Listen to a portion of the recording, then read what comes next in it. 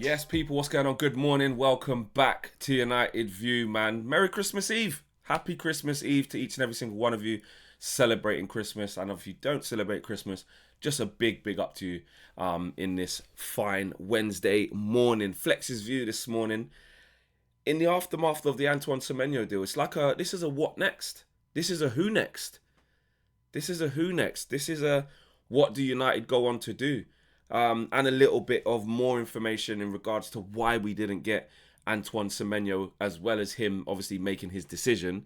There is a little bit more context to that, which I thought was quite interesting from Ben Jacobs and some others. But the question is now, is what next? And actually, when I done a video yesterday in response to Antoine Semenyo not choosing Man United, I wasn't sort of angry or like, oh my God, this is what I mean, why couldn't we get him? I was never there because I never really thought he was going to come to us. I always thought it'd be Liverpool and City. But I did switch very quickly to not panicking and not wasting the money. Okay? And actually, in hindsight of doing an instant reaction to that video, I probably was a little bit too far on the side of like, whatever you do, don't waste the money. Don't go and get midfielders. Don't do this, don't do that. And I think what my mind's opened up to now is what squad players look like, okay?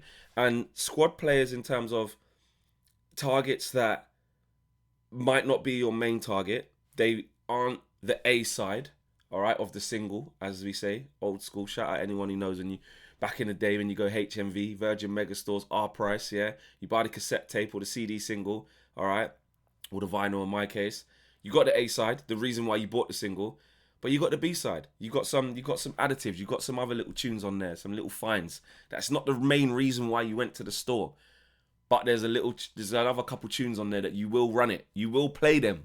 Yeah, you're just not gonna play them all the time. And I think that's a decent analogy, if I may say so myself, of maybe the position that we're in now, which is okay. There was clearly money to spend, in excess of £60 million. There was money to spend. Now, that's not going to be enough probably to get the Elliot Anderson, to get the Adam Wharton or the whoever, the Belabor, the whoever it's going to be, the top signing.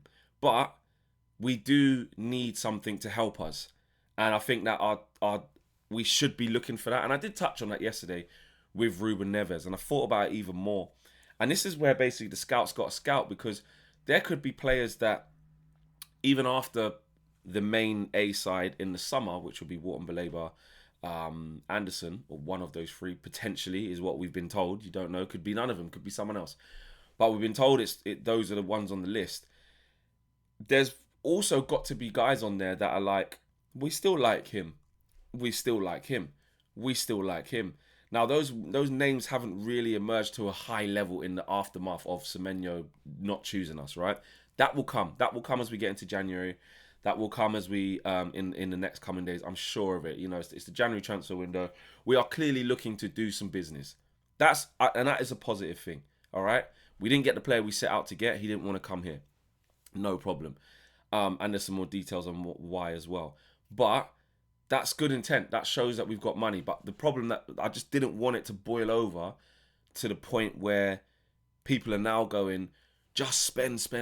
Obviously, the money's there. There must be someone you can get. Now, to a certain extent, I hear that, but it has to be the right person. I don't want it to be someone that we're going to regret buying just because we panic. I do agree with what Ruben's saying. We can't panic in this window. And maybe it's like sins of the past. You're scarred from decisions that have been made previously.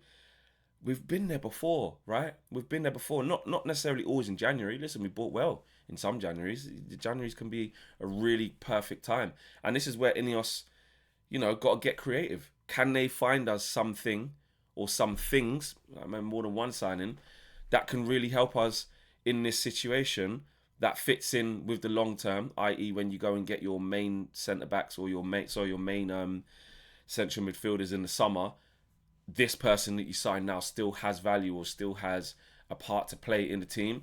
The answers you would think you'd like to think is yes. Do you know what I mean? And it does lead us to the most obvious one in this RUBEN NEVES one, because I think he's a player that's the perfect type of player that I'd put into the category of, you picked him up for 15, 20 million. He's still playing. Okay, not to the highest level as in Europe because he's in Saudi, but clearly it hasn't stopped him getting picked for the national team, and he's still performing to somewhat of a level. And I think him coming back to the Premier League shouldn't be too much of a difference for him. And again, he might not even start every single game. The manager really likes Casemiro, but he can help right now. You know, with Bruno Fernandes out, you probably would put Ruben Neves straight in. With Kobbie Mainoo out for another month, you probably would put him straight in. You'd definitely play him over Agate. And then if you did have Anderson, Wharton, or Balera and all those type of guys, someone like Ruben Neves is still going to be a good player to have. So I see why people are saying that. Get a squad player, get somebody else that can help us. But I've just got that cautious optimism. Am I even optimistic we're going to do it? Well, I suppose I'm going to be a little bit positive until we look like we're not, I suppose. That cautious optimism to not get the wrong guy. Now, they could see that guy as Conor Gallagher. Then what are we going to do? We're going to lose our minds and go like, look at us. We were going to get Antoine Semenyo. We want Carlos Baleba or Elliot Anderson or Adam Wharton, but we're coming back with flipping Conor Gallagher for 20 million. What are we doing? But if we did that, it's clearly a situation where it's another body, it's someone who could help us. And the long-term plan for the main guy would obviously come in the summer. So, look, and I'm not saying I definitely want it to be Conor Gallagher because he does possess some traits that I don't think are at the top level. But as a squad guy, as a player to come in and help you in difficult times, and someone's going to carry out what this manager wants, you might look at that. Maybe we look in a different position altogether. Obviously, we do need midfielders, but what if another forward become available? What was very interesting about Antoine Semenyo is that, like I said, we weren't trying to play him wing back. That was not the project we sold to him.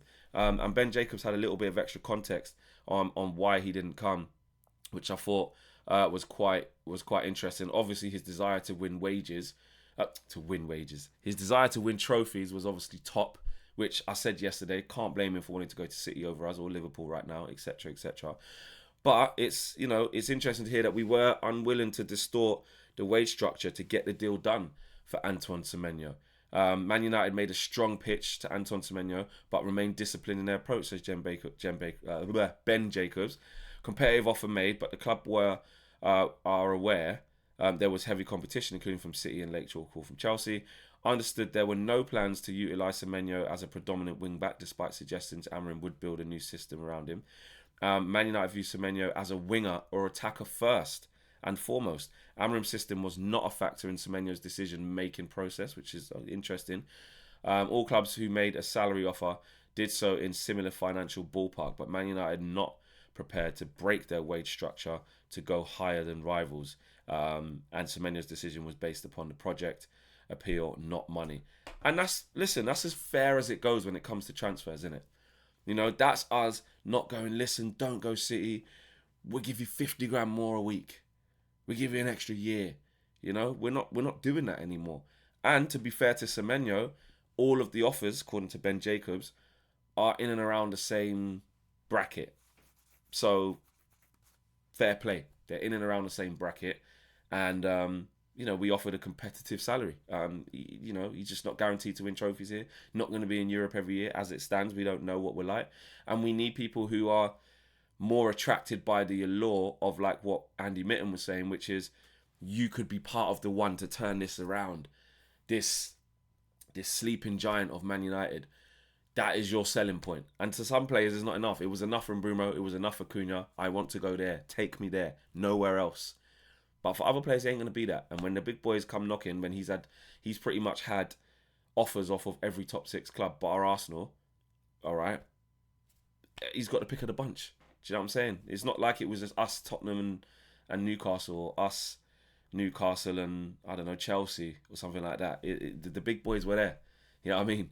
The big boys were there. So, listen, it is what it is. But what next? Surely we got to get something squad-wise to help us. But what does that look like for you? Scholars, football scholars, let me know. Is there some names on the continent, mainland Europe, that we're missing out on that we need to be looking at? Tell me about Liga. Tell me about La Liga. Tell me about Bundesliga. I know Angelo Stiller, of course. Is there any other little cut price deals we could be doing? Tell me about Saudi.